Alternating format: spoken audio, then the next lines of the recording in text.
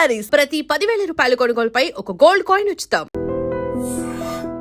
ఏంటంటే master cinema దగ్గర నుంచి మీ జర్నీ కొనసాగుతుంది. ఇప్పటికీ అలాగే ఉన్నారు, అదే ఫిజిక్ మెయింటైన్ చేస్తున్నారు. ఇప్పటికీ హీరోలు కావాల్సిన 2 అబ్బాయిలు ఉన్నారు మీకు. ఏంటి అసలు? అంటే ఆర్టిస్టులు అందరూ ఇలాగే ఉంటారేమో. ఎందుకంటే వాళ్ళు ఎప్పుడు ఏజ్ గురించి దాని గురించి ఆలోచించారు. ఎంతసేపు ఫిజిక్ కంట్రోల్, అందంగా కనపడాలి, స్క్రీన్ మీద బాగా కనపడాలి, ఇదంతా కూడా సైకలాజికల్గా కూడా వర్కౌట్ అవుద్దేమో అనిపిస్తుంది. It is all about nature. మనమంతా ప్రకృతిలో భాగం. నువ్వు ఎలా ఆలోచిస్తావో, నేను అందుకే చాలామంది చెబుతుంటా, ఒరే వద్దురా ఎవడి మీద వాడు దుర్మార్గుడు, వాడు దుష్టు ఇలా ఒరే వద్దురా, ఆర్గాన్స్ దెబ్బతింటారా లోపల, నువ్వు ఎలా ఉంటావో లోపల ఆర్గాన్స్ అవన్నీ కూడా సఫర్ అవుతావు అని చెప్పేది. అందుకే నిజంగా నేను ఎప్పుడు కూడా చెప్పాలనుకున్న భావన గట్టిగా చెప్తాను అంతే తప్పితే నేను కుళ్ళుకొని లోపల ఏందా ఇట్లా నేను ఎప్పుడు మాట్లాడాను అలాగా. ఎందుకంటే మనము ప్రకృతిలో నుంచి వచ్చాం, ప్రకృతిలో కలిసిపోతాం కాబట్టి ప్రకృతి ఇన్ఫ్లుయెన్స్ చాలా ఉంటుంది మన మీద. సో కాబట్టి ఆర్టిస్టులు అందరూ కూడా మెజారిటీ నేను బాగుండాలి, నేను బాగా కనపడాలి, నేను వాడికన్నా బాగా కనపడాలి, వీళ్ళకన్నా నేను, అది నేచర్లోకి వెళ్తుందేమో. ఓకే. అలాగే డిఎన్ఏ, ఫ్యామిలీ ఇవన్నీ కూడా ఉంటాయి, జీన్స్, ఇవన్నీ కొంచెం ఫేస్లు, చిన్న ఫేస్లు అయితే ఒక రకంగా, కొంచెం పెద్ద ఫేస్లు అయితే అలాగే మన హ్యాబిట్స్, ఇవన్నీ కూడా matters end of the day. మీ అబ్బాయి మీరు వెళ్తుంటే అన్నదమ్ములు అనుకుంటారు. అలాంటి కామెంట్స్ వస్తుంటాయా మామూలుగా? అలా ఏం లేదులే, ఎందుకంటే తెలిసిపోయిందిగా నా కొడుకు అని అందరికీ. లేకపోతే తెలియపోతే అనుకుంటారేమో ఎవరన్నా కానీ. ఓకే. ఏంటండి ఇప్పుడు మంగపతి సినిమాలో అంత స్ట్రాంగ్ క్యారెక్టర్, కోర్టు సినిమాలో మంగపతి క్యారెక్టర్ చాలా స్ట్రాంగ్ క్యారెక్టర్. సినిమా కూడా మంగపతి చాలా మంది, ప్రతి వాళ్ళ ఇంటర్వ్యూలో కూడా మంగపతి సినిమాలోనే అంటున్నారు, కోర్టు సినిమాలు చాలా తక్కువ మంది అంటున్నారు. అంత బలంగా ప్రభావం ఇన్ఫ్లుయెన్స్ చేసింది. అయితే ఆ సినిమాలో క్యారెక్టర్ చూసిన తర్వాత నెక్స్ట్ రాబోయే సినిమాలో కూడా అంటే మీరు అలాంటి క్యారెక్టర్ అంత స్ట్రాంగ్గా ఉండాలి క్యారెక్టర్ అనుకుంటారు. సో ఈ జగ్గా క్యారెక్టర్లో మరి అంత పొటెన్షియాలిటీ ఉందా?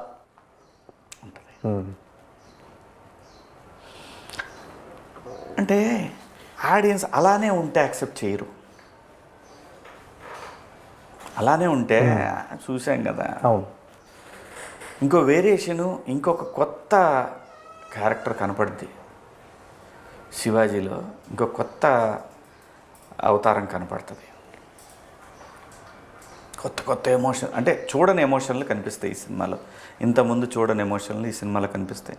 అలాగైతే మంగపతిలో కోర్టులో మంగపతి క్యారెక్టర్ని ఎవరూ ఊహించుకోలేదు కదా, డిఫరెంట్ షేడ్ అది శివాజీ కెరీర్లో. అలాగే ఈ సినిమాలో కూడా ఎవరో చూడని ఇంకొక శివాజీ కనిపిస్తాడు. అంటే మంగపతి క్యారెక్టర్ని కొంతమంది సపోర్ట్ చేసిన వాళ్ళు ఉన్నారు, కొంతమంది తిట్టుకునే వాళ్ళు ఉన్నారు. తిట్టుకునే వాళ్ళు చాలా లెస్ పర్సంటేజ్. ఆడపిల్లలు, నేను ఎప్పుడు ఇది చెప్తా, ఆడపిల్లలు ఉన్న ప్రతి కుటుంబం అందులో ఒక మంగపతి ఉంటాడు. ఆడి బాబాయ్, అన్నయ్య, మామయ్య, నాన్న, బంధువుల ఎవడక్కడ ఖచ్చితంగా మంగపతి ఉంటారు. కాబట్టే అది హీరో, విలన్ రూపంలో ఉన్న ఒక హీరో వాడు, అంతే. ఓకే. అది తప్ప ఒప్ప ఇది వేరే మళ్ళీ డిబేట్. అదంతే. ఏ ఫ్యామిలీ అయినా తన దాకా వస్తే ఎవడైనా మంగపతి. అవును, ఇది నిజం.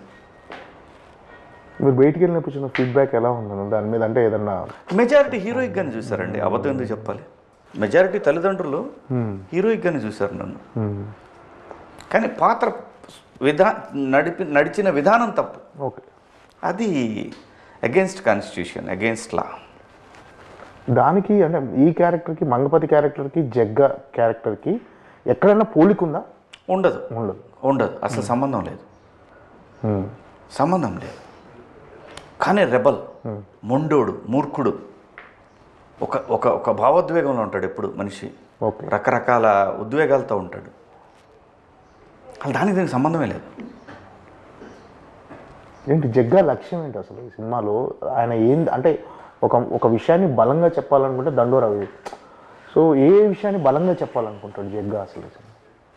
జగ్గా క్యారెక్టర్ గురించి ఏం చెప్పినా కథ రివీల్ చేయాల్సి వస్తుంది బేసిక్గా. సో తనలో రకరకాల ఎమోషన్స్తో నడుస్తుండే ఒక పాత్ర అది. ఆ పాత్ర చుట్టూనే ఈ సినిమా అంతా తిరుగుతూ ఉంటుంది. ఈ సినిమాలో ఈ పాత్ర అనేది గుండెకాయ లాంటిది. ఓకే, అంటే పాజిటివ్గా ఉంటుందా క్యారెక్టర్? ఏమో తెలియదు, అది కూడా సినిమా చూసి తెలుసుకోవాలి. అంతే, తెలీదు. అంటే ఇన్ని క్యారెక్టర్స్ కానీ నా పాత్ర ఇంట్రడక్షన్ చూస్తే మాత్రం ఇటు మళ్ళీ స్టార్ట్ చేశాడ్రా అని అయితే అనుకుంటారు. ఓకే, అంటే కొన్ని ఫిలాసాఫికల్ డైలాగ్స్ కొన్ని ఉంటాయి. అరే నువ్వు ఎక్కడికి పోయినా మళ్ళీ నేను ఇక్కడికే తీసుకురావాలి, ఇలాంటి డైలాగ్స్ ఉన్నాయి సినిమాలో. మీ క్యారెక్టర్ ద్వారా చెప్తున్నారు. ఇంకా బరువైనవి ఉన్నాయి, ఇంకా బరువైనవి ఉంటాయి డైలాగులు, ఇంకా బలంగా ఉంటాయి డైలాగులు. అంటే ఆ డైలాగులు కథలో మీరు ఏం చెప్పాలనుకుంటున్నారో అది చెప్పడానికైనా, లేకపోతే క్యారెక్టరైజేషన్ ఎలివేట్ అవుతుంది ఆ క్యారెక్టర్? అంటే సందర్భాన్ని బట్టి కోపం వస్తుంది, అది కరెక్టే కదా అనిపిస్తుంది, ఆలోచింపజేస్తుంది. వీడు మంచోడే అనుకుంటాలే, అమ్మో ఈడెవడరా బాబు, ఇలాంటివన్నీ వస్తుంటాయి. అంటే అసలు ఈ సినిమా ఏ జానర్ అని? అంటే లవ్ స్టోరీ గురు, ఇన్ని క్యారెక్టరైజేషన్స్ ఉన్నాయి cinema. Love story. Okay, love story చుట్టూనే తిరుగుతుంది సినిమా. ఈ లవ్ స్టోరీ వీడి చుట్టూ తిరుగుతుంటుంది. ఓకే, అంటే కుల వివక్షేనా? ఏ సినిమాలో కుల వివక్ష లేదు చెప్పు నాకు. ఏ లవ్ స్టోరీ సినిమాలో, ఏ సినిమాలో కులవేం లేదు. మనోడు కాదు, వాడు వేరేవాడు, ఈ రెండు డైరెక్ట్ కులాలు అనలేరు కాబట్టి ఇది మాట్లాడతారు.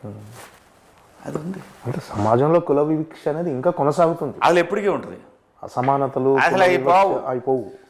అంటే ఇలాంటి సినిమాలు వీటిని పోషించేది పొలిటీషియన్స్, డబ్బున్నాడు, వీళ్ళిద్దరే పోషిస్తారు. బలంగా యూరియా, బలం మందు, 28 పొటాష్ ఇలాంటివన్నీ వేసి పెంచుతారు వాటిని. ఓకే, అంటే ఇప్పుడు రాజకీయ నాయకులు నిజంగా మీరు అన్నట్టు పోషించవచ్చు, కానీ ఒక రకంగా చెప్పాలంటే ప్రభుత్వ పథకాలు కానీ, ఈ రాజకీయ నాయకులు కానీ, వాళ్ళు ఎమ్మెల్యేగా ఎంపీలుగా నిలబడటం కానీ, ఈ కులాలకు తగ్గట్టుగా రిజర్వేషన్స్ ఉంటాయి కదన్న వాళ్ళకి. అదే చెప్తున్నా, నీకు ప్రైవేట్ సెక్టార్లోనే ఒకే వ్యవస్థ, ఒకే కులము ఆధిపత్యం కొనసాగుతుంటుంది నాకు తెలిసినంత వరకు. అదే చెప్తున్నా కదా నేను.